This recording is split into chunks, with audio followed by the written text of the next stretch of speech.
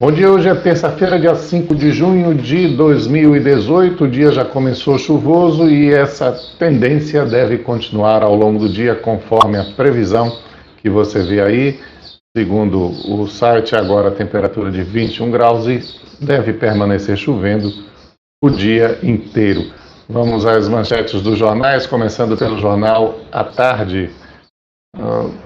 Tudo dominado pelo assunto combustível. Essa foto é impressionante, é de a erupção de um vulcão na Guatemala, que ocorreu ontem, matou e agora 62 pessoas.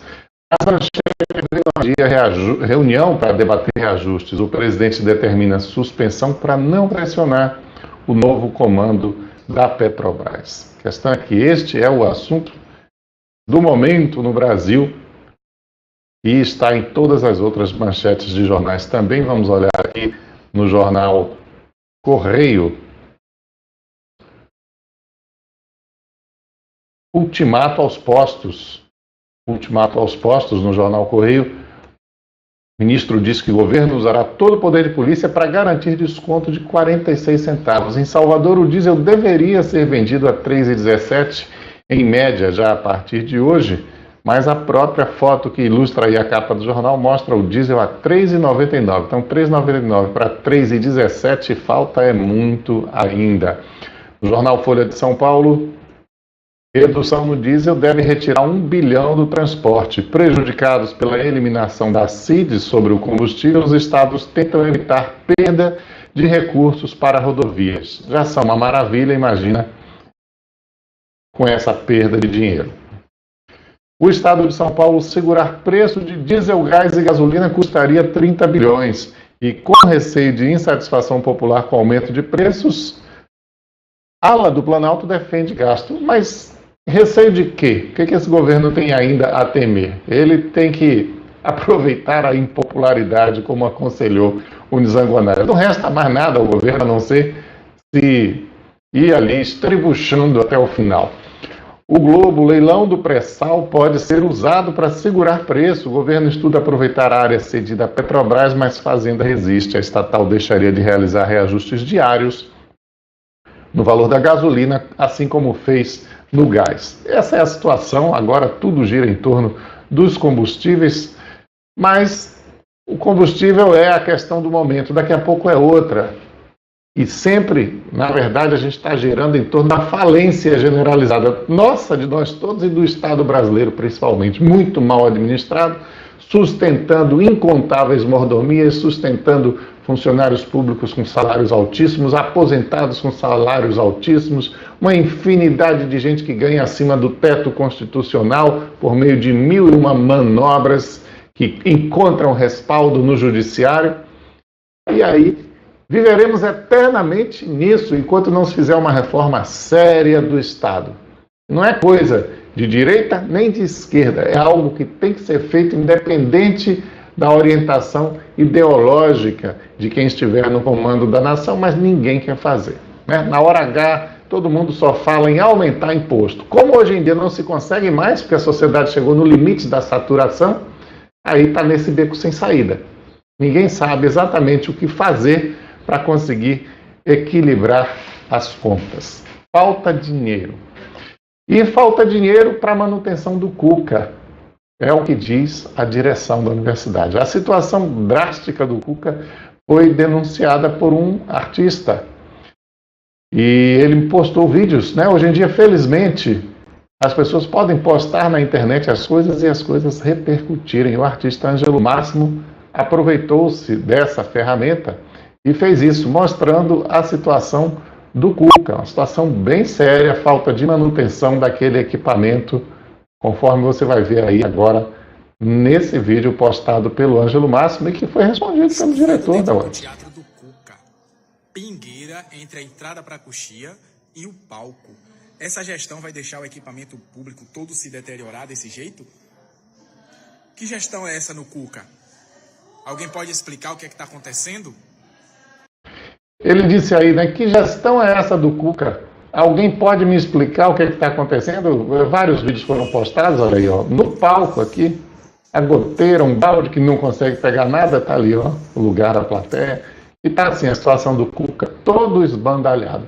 Aí o reitor da UFES viu essa postagem e respondeu. Nessa postagem foram marcadas várias pessoas, jornalistas, artistas e muita gente ali repercutindo isso e compartilhando e comentando. E o reitor da UFES viu também, o Evandro do Nascimento, viu e respondeu. Mas ele diz que a culpa não é da direção da universidade. Restrições orçamentárias que vêm sendo impostas às universidades estaduais e à UFES em particular seriam a causa dessa situação aí, segundo o Evandro do Nascimento Silva, reitor da universidade. Nos últimos 2 anos e meio, o governo do estado deixou de repassar à UFES e transferiu para outros órgãos 48 milhões de reais. A UFES tem funcionado pagando o custo das despesas correntes fixas de cada mês. Só assim, nesse limite. Vivemos com o mínimo para sobreviver, é o que diz o reitor, e continuando dizendo que tem mais de 100 prédios para cuidar e por isso não consegue dar conta. Portanto, se é para achar um culpado, que tal pensar no governo do estado que está sendo inflexível na austeridade fiscal com as universidades? Aí o Ângelo Máximo até veio depois e disse, mas será que não dá nem para consertar uma goteira? Né? E, de fato, a gente fica se perguntando isso também. Eu acho que a UFES tem mesmo sofrido muito com a política do governo do estado. O governador Rui Costa segura ali as despesas com mão de ferro relacionadas à universidade e aumento de servidores, etc. E está faltando dinheiro. Mas essa situação aí calamitosa do Cuca, que é mostrada ainda em outros vídeos do Ângelo Máximo, a gente fica assim na dúvida se não daria para dar um jeito para ter alguma espécie de solução paliativa, ainda que fosse.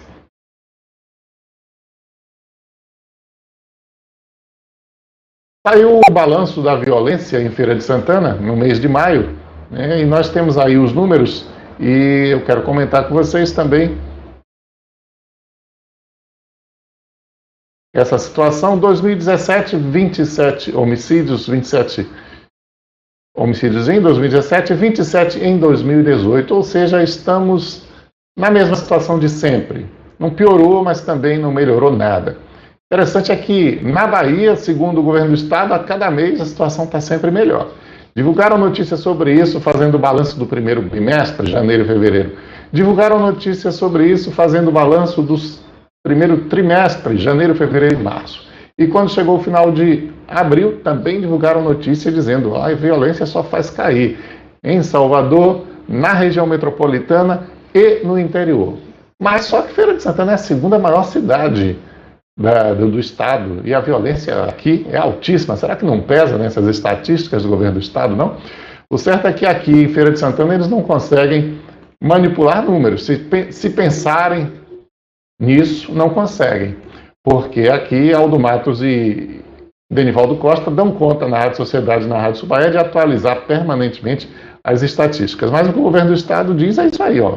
Mortes violentas fecham quadrimestre com redução de 14% na Bahia.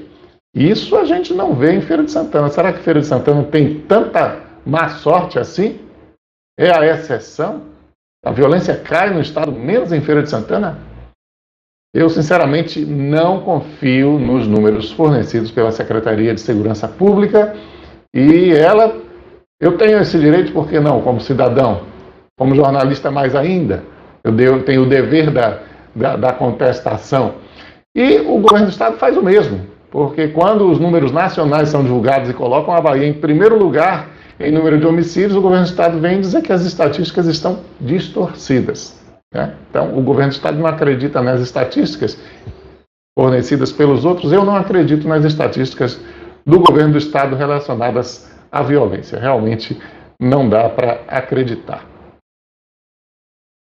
Outro assunto aí palpitante desses dias, vocês sabem que a novela Segundo o Sol, da Rede Globo, foi muito criticada porque tem branco demais para uma novela que se passa em Salvador e negro de menos, né?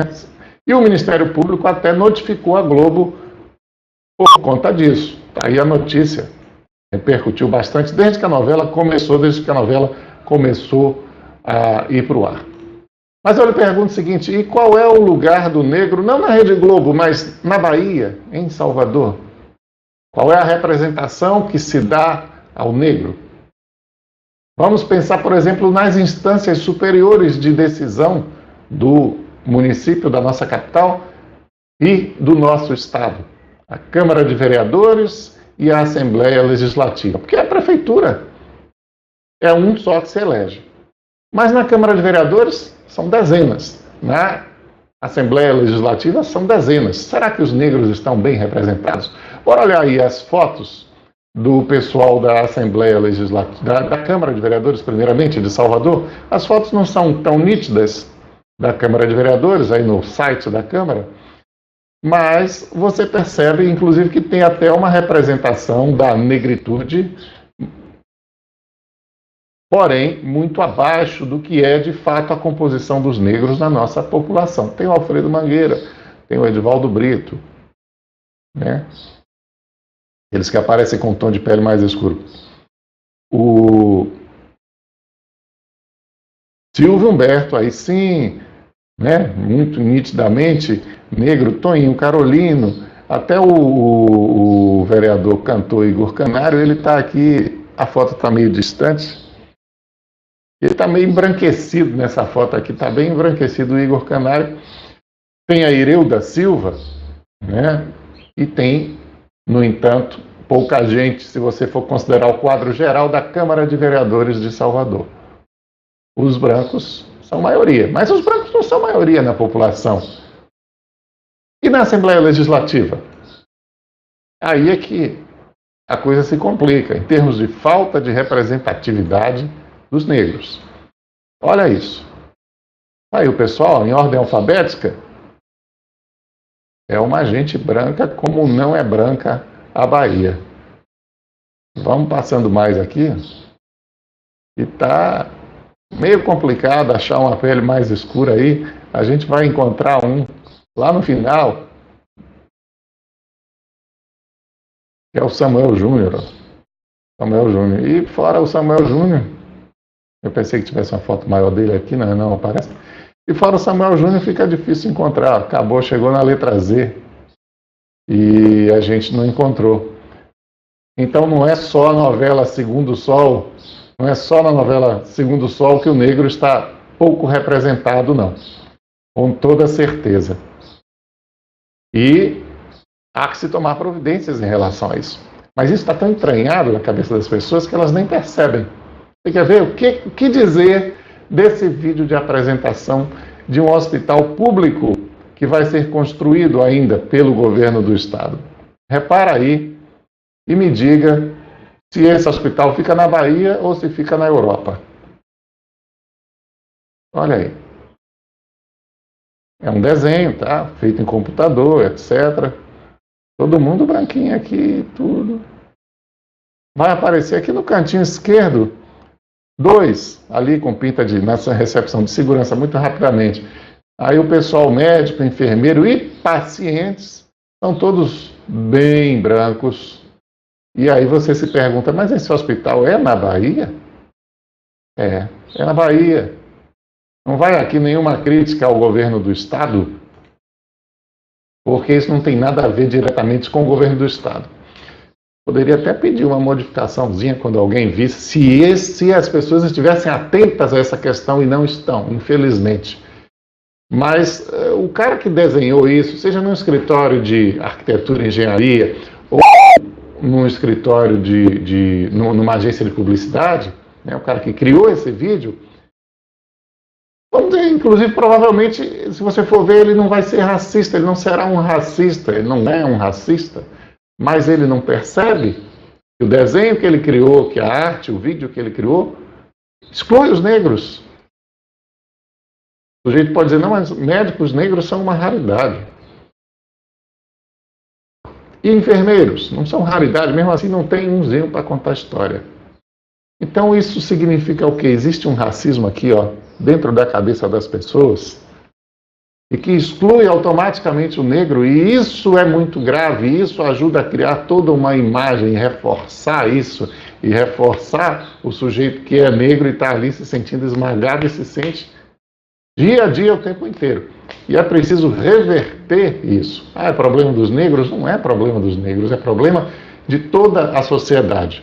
A exclusão de uma parte significativa da nossa população leva o país a ser o que ele é até hoje. O Brasil tem muitas coisas, tem muitas virtudes e tem muitos sucessos na sua história, mas tem muito fracasso, e o grande fracasso é a sua população viver até hoje, em sua maior parte, em condição de miséria.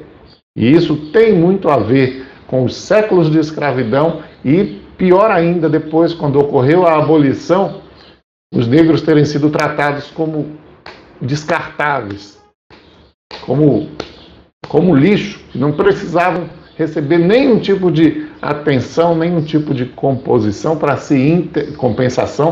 se integrarem na sociedade brasileira.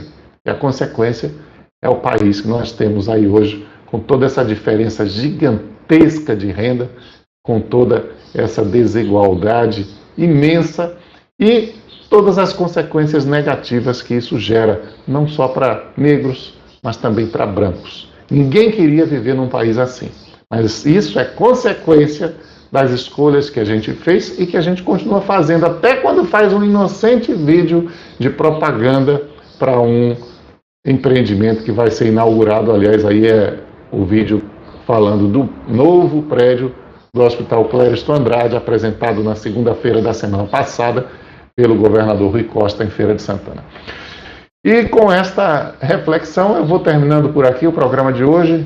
Estaremos juntos de novo amanhã. Aliás, hoje um lembrete importante: a Embasa avisa que vai faltar água amanhã, quarta-feira. Então, o dia de começar a economizar água é hoje, e não só em Feira de Santana, mas em outras cidades que terão a sua água cortada. Conceição da Feira, São Gonçalo, Tanquinho, Santa Bárbara e Santanópolis, além de Feira de Santana. Segundo a Embasa, vai ocorrer substituição de equipamentos e realização de trocamento de redes para melhorar o serviço de abastecimento. A Embasa está sempre melhorando o serviço de abastecimento, mas ele nunca fica bom, né? É uma coisa impressionante. Um abraço para você, então. Até amanhã.